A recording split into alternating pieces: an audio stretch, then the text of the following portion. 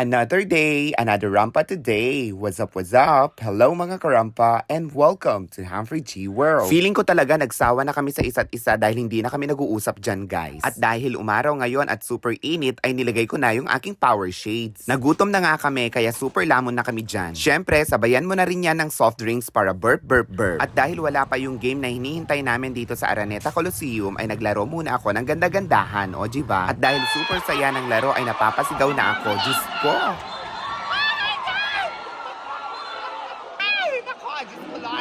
Sobrang naloka ang mga audience impact dahil isa lang ang lamang at nagpatuloy na naman ang aming biyahe. Syempre, dumaan na naman kami dito sa San Francisco Bridge, Charis. At sa haba ng aming biyahe ay nakatulog na nga yung aming mga pasahero. Syempre, nainggit na naman ako. Bumili na rin pala kami ng tinubig, pampasalubong at may pangkape. Ingat din po tayo sa ating biyahe dahil ang dami-daming ginagawang daan. At dahil hindi ko na kinaya yung antok ay nagpahinga muna kami dito. Ginabi na din pala ako sa paghahatid. O siya, hanggang dito na lang. Thank you for watching and see you in my next vlogs. Bye!